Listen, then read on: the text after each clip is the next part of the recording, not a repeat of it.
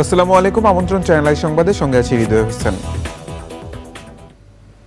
বিস্তারিত সংবাদের শুরুতেই জানিয়ে দিচ্ছি সুপারফেস ফর্টিফাইড সয়াবিন তেল সংবাদ শিরোনামগুলো।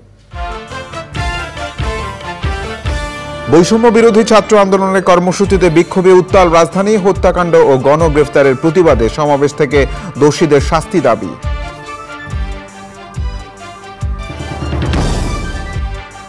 কোটা সংস্কার আন্দোলনে গ্রেফতার 42 এইচএসসি পরীক্ষার্থীর জামিন মঞ্জুর, শিক্ষা মন্ত্রণালয় থেকে পাঠানো তালিকা অনুযায়ী ব্যবস্থা, বললেন আদালত। এবং প্যারিস অলিম্পিকে সাঁতারে অস্ট্রেলিয়ান মেয়েদের দাপট, রেকর্ড গড়ে কানাডার ম্যাকিনটোশের আরেকটি স্বর্ণ, টেনিস ক্যারিয়ারের ইতি টানলেন মারে।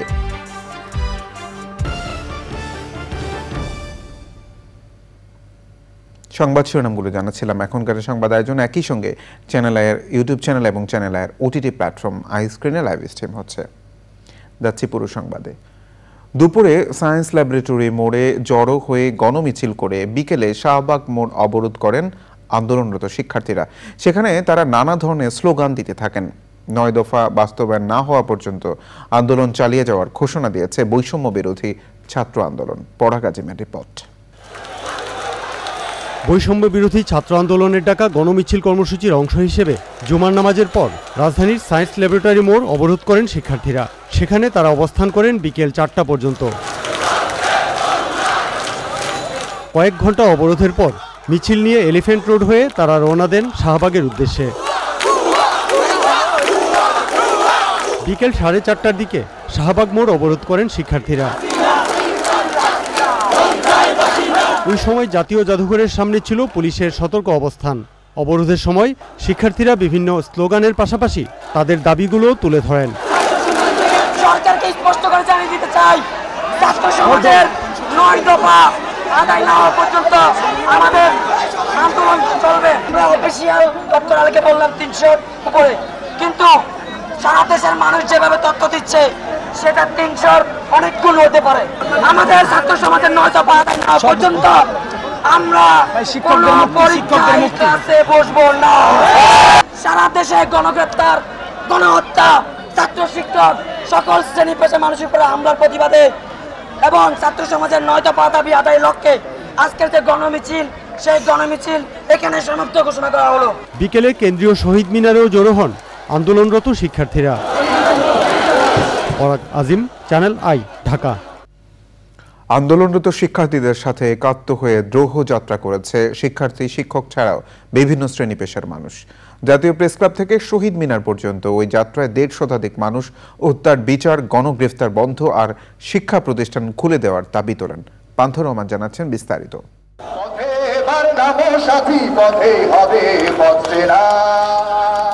কোটা আন্দোলনে হত্যাকাণ্ডের বিচার, গণগ্রেপ্তার বন্ধ, আটককৃতদের নিঃশর্ত মুক্তি আর শিক্ষা প্রতিষ্ঠান খুলে দেওয়ার দাবিতে একজোট শিক্ষক, শিক্ষার্থী, চিকিৎসক, আইনজীবী, প্রকৌশলী, শ্রমিক সহ সর্বস্তরের জনতা। শিক্ষার্থী জনতার দ্রোহযাত্রা নামের এই কর্মসূচি শুরু হয় জাতীয় প্রেস ক্লাবের সামনে থেকে।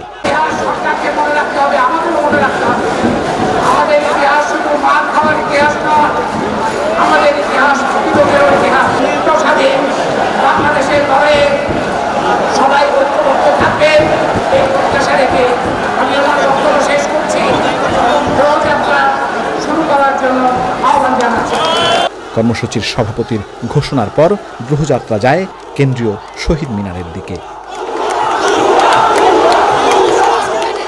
স্লোগানে মুখর শিক্ষার্থী জনতার খণ্ড খণ্ড মিছিল শহীদ মিনারে জড়ো হয়ে উত্তাল হয়ে ওঠে। উপস্থিত জনতা একাত্মতা প্রকাশ করেন শিক্ষার্থীদের দাবির সাথে। এই আন্দোলনে যুক্ত হওয়ার কারণ আমি ইতিহাসের সঠিক পক্ষে থাকতে চাই, সঠিক সাইডে থাকতে চাই। এখানে তাকাতে দেখতে পারবেন এই আন্দোলন ছাত্রদের। ব্যক্তিগত আবেগ অনুভূতির থেকে আমি সামষ্টিক আবেগ অনুভূতিকে বেশি গুরুত্ব দিচ্ছি। এত মানুষজন মারা গিয়েছে কেন? এই পোস্টের জবাব আমরা চাই, এবং এই পোস্টের জবাব দিতে যদি তারা না পারে তাহলে হচ্ছে কি তারা যেন গদি ছেড়ে দেয়। এই দাবির সাথে একাত্মতা প্রকাশ করার জন্য আমরা এখানে এসেছি। আমি আজকে এখানে কেন এসেছি? কারণ আমার বাক স্বাধীনতা নাই ভাই, আমি কোথাও কথা বলতে পারি না। কোনো পলিটিক্যাল বা আর কোনো কারোর সাথে কোনো জড়িত নাই। আমরা জাস্ট আমাদের বিবেক এবং কমন সেন্স ইউজ করে আমাদের মনে হয়েছে যেটা রাইট, আমরা সেটার পক্ষেই দাঁড়িয়েছি এবং দাঁড়াবো। এই কোটা আন্দোলনকে ধরে সেটা ভাষা আন্দোলনের মতো একটা প্রতীকে রূপান্তরিত পুরো বাংলাদেশ জুড়ে বিস্ফোরণ ঘটে গেছে। এটি আফসোস যে এরশাদের হাতে ছাত্রদের রক্ত ছিল, ছাত্র হত্যার। আজকে আওয়ামী লীগের মতো একটা ৭৫ বছরের পুরনো গণদলের হাতে ছাত্র হত্যার রক্ত। এরপর আয়োজকদের পক্ষ থেকে রোববারের মধ্যে সংকট সমাধানের দাবি তোলা হয়। সকল শিক্ষা প্রতিষ্ঠান খুলে দিতে হবে। এখনো যে সমস্ত বন্ধুরা কারাগারে রয়েছে তাদেরকে নিঃশর্তভাবে মুক্তি দিতে হবে। কর্মসূচির আনুষ্ঠানিক সমাপ্তি ঘোষণার পরও উৎসাহী জনতা গানে স্লোগানে মুখর করে রাখে শহীদ মিনার চত্বর।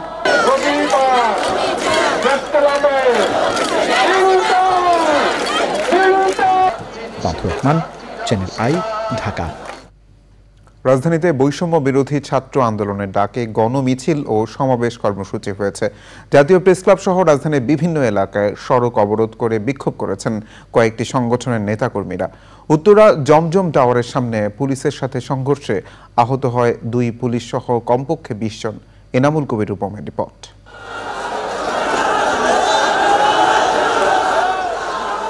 জুমার নামাজ শেষে বাইতুল মোকাররম জাতীয় মসজিদ থেকে বের হওয়া কওমি মাদ্রাসা ছাত্রদের বিক্ষোভ মিছিল পল্টন ইউবিএল ক্রসিংয়ে পুলিশি বাধার মুখে পড়ে। বাধা অতিক্রম করে প্রেস ক্লাব হয়ে শাহবাগে সড়ক অবরোধ করে তারা। পরে শাহবাগ থেকে মাদ্রাসা ছাত্রদের মিছিল জাতীয় প্রেস ক্লাবের সামনে সড়ক অবরোধ করলে তাদের সঙ্গে যোগ দেন বিএনপি, জামাত শিবির সহ উদীচী শিল্পী গোষ্ঠীর কর্মী সমর্থকরা। সাম্প্রতিক সহিংসতায় ছাত্র নিহতের প্রতিবাদে প্রেস ক্লাবের সামনে সকাল থেকেই সমাবেশ ও প্রতিবাদী গান পরিবেশন করছিল উদীচীর শিল্পীরা। সেখানে বক্তারা বলেন, ছাত্রদের দাবি আগেই মেনে নিলে বড় সহিংসতা এড়ানো যেত। সব হত্যাকাণ্ডের সুষ্ঠু বিচারও দাবি করেন তারা। কোটা সংস্কার আন্দোলনে সহিংসতায় হতাহতের প্রতিবাদ ও হত্যাকারীদের বিচার দাবিতে রাজধানীর বাংলা মোটরে মানববন্ধন ও সমাবেশ করেছে বিক্ষুব্ধ কবি লেখক সমাজ।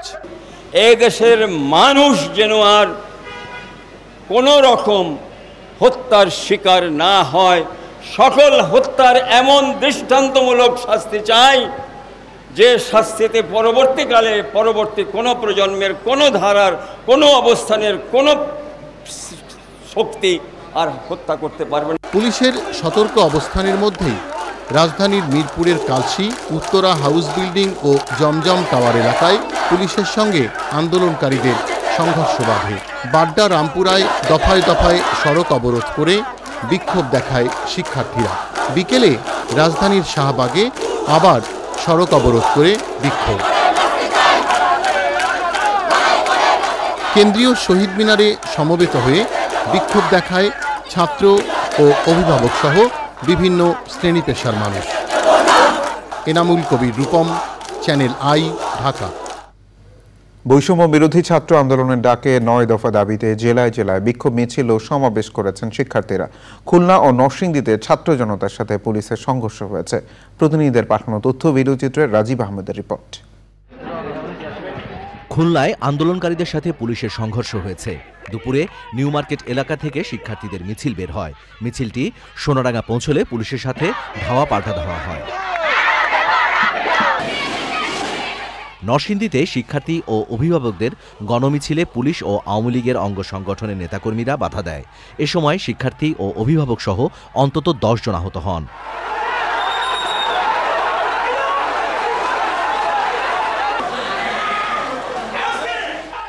বরিশালে শিক্ষার্থীরা বিক্ষোভ মিছিল ও সমাবেশ করেছেন।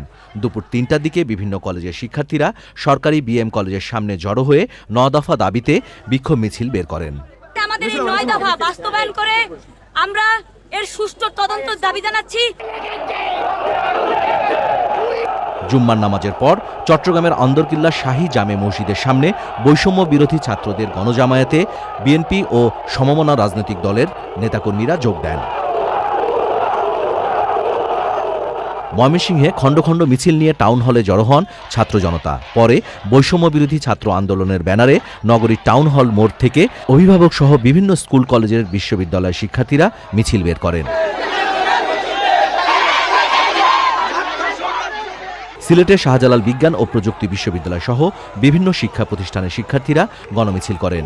সুরমা আবাসিক এলাকা থেকে গণমিছিল শাহজালাল বিজ্ঞান ও প্রযুক্তি বিশ্ববিদ্যালয়ে গিয়ে ফিরে আসে। কুমিল্লায় জুম্মার নামাজের পর নগরীর ঝাউতলা ছাতা মসজিদের সামনে থেকে বিক্ষোভ মিছিল শুরু করেন আন্দোলনকারীরা। পিরোজপুর শহরেও সিও অফিসের মোড়ে বাইপাস সড়কে শিক্ষার্থীরা বিক্ষোভ মিছিল করেন। মিছিলটি শহরের পুরাতন বাস স্ট্যান্ডে গিয়ে সংক্ষিপ্ত সমাবেশ করে। সিরাজগঞ্জেও বিক্ষোভ মিছিল করেছেন শিক্ষার্থীরা। মিছিলটি শহরের বাজার স্টেশনে গিয়ে সড়ক অবরোধ করে সমাবেশ করেন। Rajib Ahmed, channel I. সরকারি চাকরিতে কোটা সংস্কার আন্দোলনে সহিংসতার অভিযোগে গ্রেফতার ৪২ জন এইচএসসি পরীক্ষার্থীকে জামিন দিয়েছেন আদালত। চলমান পরীক্ষার কথা বিবেচনা করে শিক্ষার্থীদের পরীক্ষা দেওয়ার জন্য শিক্ষামন্ত্রী আদালতে তাদের তালিকা পাঠিয়েছেন বলে জানিয়েছেন আইনজীবী শাকির আদনানের রিপোর্ট। কোটা সংস্কারের দাবিতে শিক্ষার্থীদের আন্দোলন সহিংসতায় রূপ নিলে সারা দেশের স্কুল, কলেজ, পলিটেকনিক সহ সব বিশ্ববিদ্যালয় অনির্দিষ্টকালের জন্য বন্ধ ঘোষণা করা হয়। স্থগিত করা হয় 18 জুলাইয়ের এইচএসসি ও সমমানের পরীক্ষা। পরিস্থিতি আরও খারাপের দিকে গেলে 1 আগস্ট পর্যন্ত উচ্চ মাধ্যমিকের সব পরীক্ষা স্থগিত করা হয়। সহিংসতা ও নাশকতার অভিযোগে রাজধানীর বিভিন্ন থানায় অনেক শিক্ষার্থীর বিরুদ্ধে মামলা করা হয়।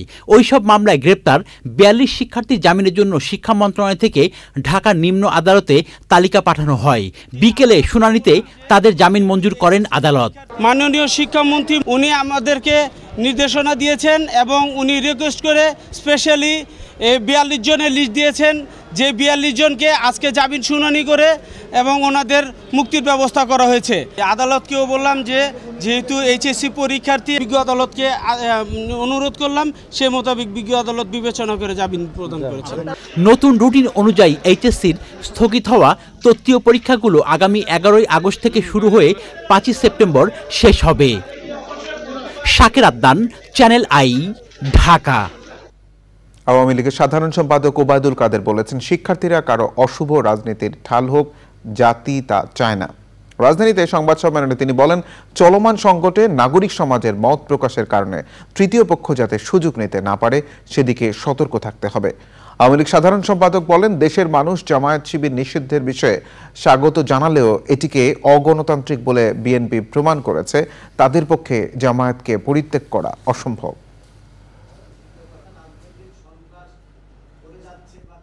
জামায়াত নিষিদ্ধের পরিপ্রেক্ষিতে মির্জা ফখরুল ইসলাম আলমগীরের বিবৃতি দেখলেই বোঝা যায় জামাতের সাথে তাদের সম্পর্কের বন্ধন কত নিবিড়। সেই সম্পর্কের দায় থেকে জামাত নিষিদ্ধের সিদ্ধান্তকে তিনি অগণতান্ত্রিক, অসাংবিধানিক বলেছেন। শোকের মাস আগস্ট।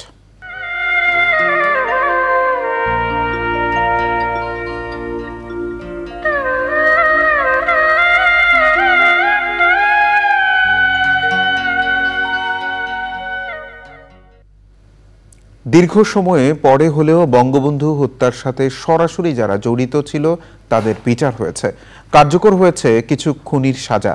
ইতিহাসের বর্বরতম হত্যাকাণ্ডের নেপথ্যে যারা ছিল তাদের মুখোশ উন্মোচনের দাবি থাকলেও তা এখনো আলোর মুখ দেখেনি।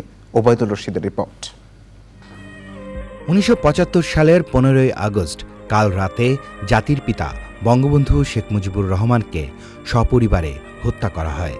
জঘন্যতম এ হত্যাকাণ্ডের শিকার হয় নারী ও শিশুরাও। বর্বর হত্যাকারীদের বিচার যাতে না হয় সেজন্য খন্দকার মুশতাক জারি করেন ইনডেমনিটি অধ্যাদেশ, যা পরে আইনে পরিণত করেন সেনাশাসক জিয়াউর রহমান। বঙ্গবন্ধুকে হত্যার 21 বছর পর তার কন্যা শেখ হাসিনার নেতৃত্বে 1996 সালে নির্বাচনে বিজয়ী হয়ে ক্ষমতায় আসে আওয়ামী লীগ। সে বছরের ২রা অক্টোবর ধানমন্ডি থানায় বঙ্গবন্ধু হত্যাকাণ্ডের মামলা হয়। ইনডেমনিটি আইন বাতিলের পর নিম্ন আদালত ১৫ জনের মৃত্যুদণ্ডাদেশ দিয়ে রায় দিলেও সে মেয়াদে আওয়ামী লীগ সরকার রায় কার্যকর করতে পারেনি।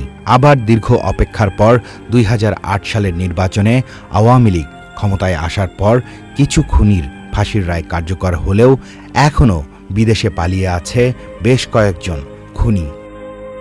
বঙ্গবন্ধু হত্যা মামলার রায়ের মাধ্যমে সরাসরি হত্যাকাণ্ডে অংশ নেওয়া খুনিদের বিচার হলেও এ হত্যাকাণ্ডের নেপথ্যের কুশীলব যারা ছিলেন তাদের মুখোশ উন্মোচন হয়নি। বঙ্গবন্ধুর হাতে গড়া সংগঠন আওয়ামী লীগ সহ বিভিন্ন শ্রেণী পেশার মানুষ বারবার জঘন্যতম হত্যাকাণ্ডের নেপথ্যে যারা ছিল তাদের সামনে আনার দাবি তুলেছেন। সরকার থেকেও বলা হয়েছিল নেপথ্যের কুশীলবদের খুঁজে বের করতে কমিশন গঠনের কথা, কিন্তু স্বাধীন বাংলাদেশের স্থপতিকে যে দেশি বিদেশি ষড়যন্ত্রের ধারাবাহিকতায় খুনিরা হত্যা করেছিল সেই ষড়যন্ত্রকারীদের মুখোশ উন্মোচন করতে এখনও কার্যকর উদ্যোগ নেওয়া হয়নি। Obaidul Rashid, channel i, Dhaka. এবারে আয়োজন আই স্পোর্টস। প্রিয় দর্শক, আই স্পোর্টসে আমাদের সঙ্গে যুক্ত হয়েছিলেন রাহুল রয়। এবার অন্যান্য প্রসঙ্গ। সক্রিয় মৌসুমী বায়ুর প্রভাবে দেশের অধিকাংশ জায়গায় বৃষ্টি হচ্ছে। আবহাওয়া অধিদপ্তর বলছে ৪ আগস্ট পর্যন্ত থেমে থেমে বৃষ্টি হতে পারে। ৫ আগস্টের পর বৃষ্টির তীব্রতা আরও বাড়তে পারে। বৃহস্পতিবার ২৪ ঘন্টায় ঢাকায় ৫৫ মিলিমিটার বৃষ্টি হয়েছে। এ সময়ে সবচেয়ে বেশি ২৭৬ মিলিমিটার বৃষ্টি হয়েছে নোয়াখালীর মাইজদিকোটে। কক্সবাজারের রামুতে পাহাড়ি ঢলে একজনের মৃত্যু হয়েছে। তাফিমুল ইসলামের রিপোর্ট। মৌসুমী বায়ুর প্রভাবে প্রায় সারা দেশেই বৃষ্টি হচ্ছে। রাজধানীতে বৃহস্পতিবার থেকেই ঝরছে বৃষ্টি। সোমবারের পর বৃষ্টির তীব্রতা আরও বাড়তে পারে বলে জানিয়েছে আবহাওয়া অধিদপ্তর। কয়েকদিনে টানা বৃষ্টিতে কক্সবাজারের বিভিন্ন এলাকা প্লাবিত হয়েছে। রামুতে পাহাড়ি ঢলে একজনের মৃত্যু হয়েছে। চকরিয়া, রামু, পেকুয়া উপজেলায় 15টি ইউনিয়নের প্রায় ১ লাখ মানুষ পানিবন্দী। ভোলায় সদর উপজেলা সহ জেলার বিভিন্ন নিম্নাঞ্চল প্লাবিত হয়েছে। আউশ ও আমনের বীজতলা ক্ষতির আশঙ্কা করছে কৃষি বিভাগ। বৃহস্পতিবার ২৪ ঘন্টা জেলায় ২২১ মিলিমিটার বৃষ্টিপাত রেকর্ড করা হয়েছে। আবহাওয়া অফিস বলছে বৃহস্পতিবার ২৪ ঘন্টায় ঢাকায় ৫৫ মিলিমিটার বৃষ্টি হয়েছে। সমুদ্র বন্দরসমূহকে ৩ নম্বর স্থানীয় সতর্ক সংকেত দেখিয়ে যেতে বলা হয়েছে। পাশাপাশি বাংলাদেশের অভ্যন্তরেও ব্যাপক বৃষ্টিপাত হতে পারে, যেমন ঢাকা, খুলনা, বরিশাল, চট্টগ্রাম ও সিলেট বিভাগের কোথাও কোথাও ভারী থেকে অতি ভারী বৃষ্টিপাত হতে পারে এবং এই বৃষ্টিপাতের ফলে চট্টগ্রামের পাহাড়ি এলাকায় ভূমিধসের সমূহ সম্ভাবনা রয়েছে। শক্তিশালী মৌসুমী বায়ুর কারণে উপকূল জুড়ে কয়েকদিন ভারী বৃষ্টিপাত অব্যাহত থাকতে পারে বলে জানিয়েছে আবহাওয়া অধিদপ্তর। তাফিমুল ইসলাম, চ্যানেল আই। প্রিয় দর্শক, সংবাদের এই পর্যায়ে বিরতি নিচ্ছে। আর বিরতির পর আবারও আমন্ত্রণ চ্যানেল আই সংবাদে। চ্যানেল আইয়ের সাবেক কর্মী, সঙ্গীত শিল্পী ও সঞ্চালক হাসান আবিদুর রেজা জুয়েলের আত্মার মাগফিরাত কামনায় বাদ জুমা চ্যানেল আই মসজিদে দোয়া ও মিলাদ মাহফিল হয়েছে। শিল্পীর রুহের মাগফিরাত কামনায় দোয়া করেন তার দীর্ঘদিনের সহকর্মীরা। হাসান আবিদুর রেজা জুয়েল গত ৩০ জুলাই রাজধানীর একটি হাসপাতালে মারা যান।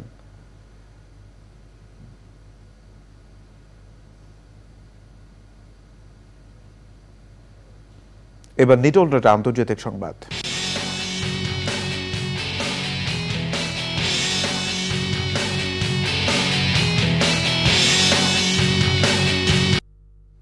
স্নায়ুযুদ্ধের পর রাশিয়ার সঙ্গে সবচেয়ে বড় বন্দি বিনিময় করেছে পশ্চিমা কয়েকটি দেশ। রাশিয়ার পাশাপাশি মুক্তিপ্রাপ্তদের মধ্যে যুক্তরাষ্ট্র, নরওয়ে, স্লোভেনিয়া, পোল্যান্ড এবং জার্মানির নাগরিক রয়েছেন। এই চুক্তির আওতায় ওয়াল স্ট্রিট জার্নালের সাংবাদিক ইভান গার্শকোভিচ সহ উভয় পক্ষের ২৬ জন মুক্তি পেয়েছেন। তুরস্কের মধ্যস্থতায় এই বন্দি বিনিময় চুক্তির সঙ্গে জড়িত ছিল ৭টি দেশ। রাশিয়ার কারাগার থেকে মুক্তি পাওয়া ১৬ জনের মধ্যে যুক্তরাষ্ট্রের ৩ নাগরিক, একজন মার্কিন গ্রিন কার্ডধারী, ৫ জন জার্মান ও ৭ জন রাশিয়ার রাজনৈতিক ভিন্ন মতাবলম্বী রয়েছেন। অন্যদিকে যুক্তরাষ্ট্র ও ইউরোপের বিভিন্ন দেশ থেকে ২ জন শিশু সহ ১০ রাশিয়ানকে মুক্তি দেওয়া হয়েছে।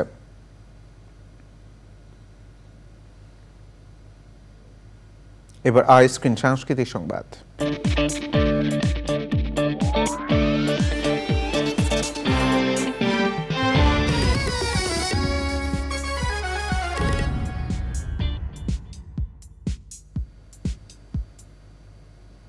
বিনোদনের স্মার্ট দুনিয়া ওটিটি প্ল্যাটফর্ম আইস্ক্রিন।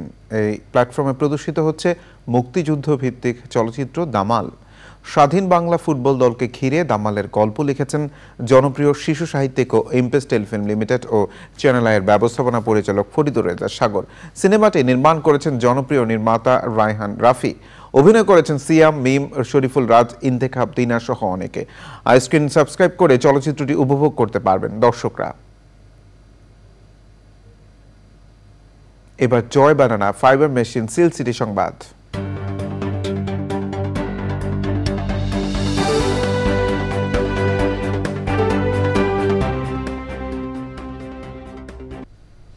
শোকের মাস আগস্ট উপলক্ষে রাজশাহীর পবা উপজেলার খড়খড়ি বাইপাস মোড়ে আলোচনা সভা ও দোয়া মাহফিল করেছে পারিলা ইউনিয়ন আওয়ামী লীগ। স্বাধীনতার মহান স্থপতি জাতির পিতা বঙ্গবন্ধু শেখ মুজিবুর রহমানের শাহাদাত বার্ষিকী উপলক্ষে আয়োজিত অনুষ্ঠানে প্রধান অতিথি ছিলেন সংসদ সদস্য আসাদুজ্জামান আসাদ। এ সময় জামায়াত শিবিরের রাজনীতি নিষিদ্ধ করায় প্রধানমন্ত্রী ও আওয়ামী লীগ সভাপতি শেখ হাসিনাকে ধন্যবাদ জানান সংসদ সদস্য আসাদুজ্জামান আসাদ। বারিলা ইউনিয়ন আওয়ামী লীগের সভাপতি সোহরাব হোসেনের সভাপতিত্বে ও সাধারণ সম্পাদক নবিবুর রহমানের সঞ্চালনায় অনুষ্ঠানে বক্তৃতা করেন জেলা আওয়ামী লীগের সভাপতি বীর মুক্তিযোদ্ধা অনিল কুমার সরকার। পবা উপজেলা পরিষদের চেয়ারম্যান ফারুক হোসেন ডাবলু, নওহাটা পৌরসভার মেয়র হাফিজুর রহমান হাফিজ, জেলা আওয়ামী লীগের সাংগঠনিক সম্পাদক আলফুর রহমান ও জেলা যুবলীগের সাবেক সাধারণ সম্পাদক আলী আজম সেন্টু। এবার কৃষি সংবাদ।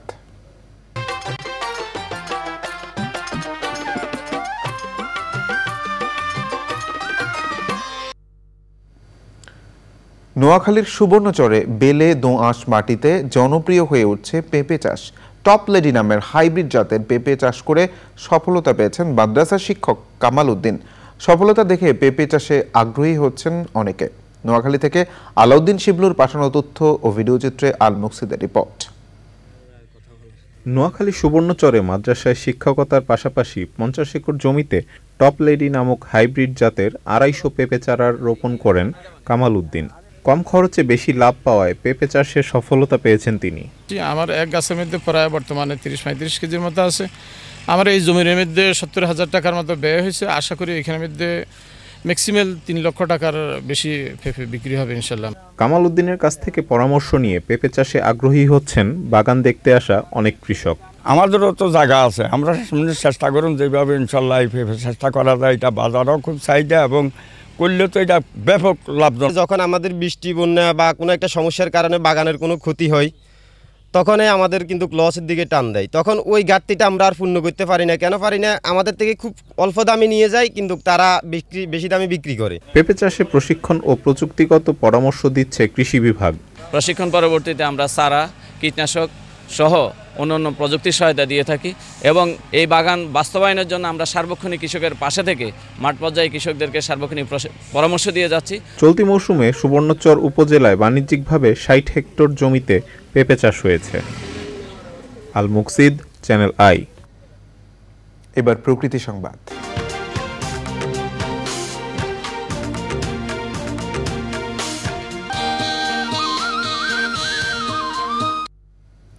চলমান অস্থিতিশীল পরিস্থিতির সুযোগে পাহাড় খেকোদের খপ্পরে অস্তিত্ব সংকটে চট্টগ্রামের ঐতিহাসিক গ্রিনল্যান্ড ব্যাংক পাহাড়। বিভিন্ন অবকাঠামো নির্মাণের অপতৎপরতায় প্রভাবশালী চক্র পরিবেশ বিধ্বংসী কর্মকাণ্ডে ভবন নির্মাণের প্ল্যান বাতিলের ঘোষণা দিয়েছে চট্টগ্রাম উন্নয়ন কর্তৃপক্ষ। আর কার্যকর ব্যবস্থা নেওয়ার প্রশ্নে পরিবেশ অধিদপ্তরকে দোষ দিয়ে দায় সেরেছেন চট্টগ্রাম সিটি মেয়র। চৌধুরী ফরিদের তথ্য ভিডিওচিত্রে সাবরিনা হাসানের রিপোর্ট। ছাউনি তৈরি করে ভেতরে চলছে পাহাড় কাটার ধ্বংসযজ্ঞ। নগরীর জামাল খান প্রেস ক্লাব থেকে মাত্র 500 গজ দূরে প্রধান সড়কের পাশেই চলছে গ্রিনল্যান্ড ব্যাংক পাহাড় মুছে দেওয়ার অপতৎপরতা। টিনের দেয়াল দিয়ে দিনের কাজ বন্ধ রেখে রাতের বেলা কাজ করা, এটা ধরে নিতে হবে এখানে একটা ক্রাইম হচ্ছে। কোনদিন একটা আসে, কোনদিন 2টি আসে, কোনদিন 3টি আসে। এখানে গাড়ির শুদ্ধ মনে করেন 10-12 জন আছে। আর কেন কাটা হচ্ছে, কারা কাটতেছে, এদেরকে পাকড়াও যদি করে আমরা থাকবো নতুন প্রজন্মের সাথে। এটা মানুষের জন্য একটা দুর্বিষহ জীবন আমাদের জন্য নিয়ে আসবে। পাহাড় রক্ষায় আইনি পদক্ষেপের হুঁশিয়ারি পরিবেশবাদী সংগঠনগুলো। পরিবেশ অধিদপ্তর, চট্টগ্রাম উন্নয়ন কর্তৃপক্ষ, চট্টগ্রাম জেলা প্রশাসন, সিটি কর্পোরেশন, এই 4 কর্তৃপক্ষের বিরুদ্ধে আমরা এবং যারা এই পাহাড় কাটছে তাদের বিরুদ্ধে হাইকোর্টে মামলা করব। চট্টগ্রাম শহরের পরিবেশের ব্যালেন্স রক্ষা করার জন্য এটার অবদান আসলে অসামান্য। এটাকে এভাবে ধ্বংস করার কোনো সুযোগ কারোরই নাই। তারপরেও প্রশাসন আসলে কেন এত উদাসীন? অভিযোগ, পরিবেশ অধিদপ্তরের ছত্রছায়ায় চলছে পাহাড় ধ্বংস। পুকুর, পাহাড়, খাল এগুলো থাকলে এগুলো তো আমরা প্ল্যান দেবার কোনো আইন নাই, কিন্তু কিভাবে এই পাহাড়ে প্ল্যানটা গেল সেটা আমার এখনো বোধগম্য হচ্ছে না।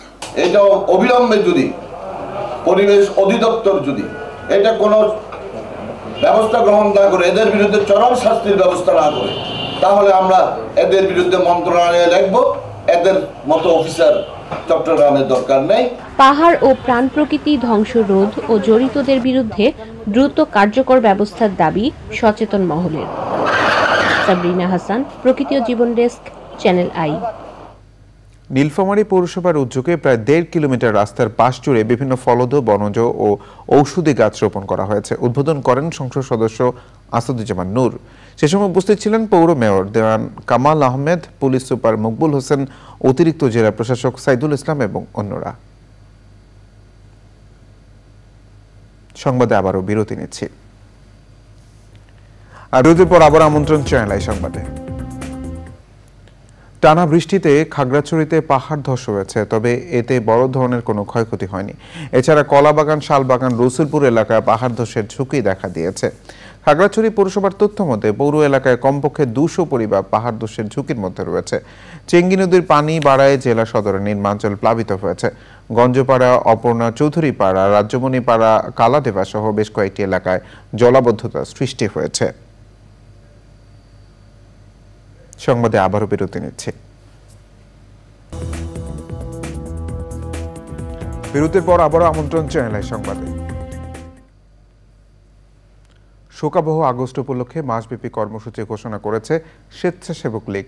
সকালে ধানমন্ডির 32 নম্বরে জাতির পিতা বঙ্গবন্ধু শেখ মুজিবুর রহমানের প্রতিকৃতিতে শ্রদ্ধা নিবেদন করেন এবং শহীদদের স্মরণে 1 মিনিট নীরবতা পালন করেন সংগঠনের নেতারা। সংগঠনের সভাপতি গাজী মেজবাউল হোসেন সাচ্চু, সাধারণ সম্পাদক আফজালুর রহমান বাবু সহ কেন্দ্রীয় নেতারা এই সময় উপস্থিত ছিলেন। শিক্ষার্থীদের আন্দোলন এখন জনগণের অধিকার আদায়ের আন্দোলনে পরিণত হয়েছে মন্তব্য করে ইসলামী আন্দোলনের সিনিয়র নায়েবে আমির সৈয়দ মোহাম্মদ ফয়জুল করিম বলেছেন, এই সরকারকে রুখতে জাতীয় ঐক্য করতে হবে। পুরানা পল্টনে মত বিনিময় সভায় তিনি বলেন, হত্যা, নির্যাতন, গণহত্যার দায় আওয়ামী লীগ সরকারকে নিতে হবে। এবার খেলার খবর।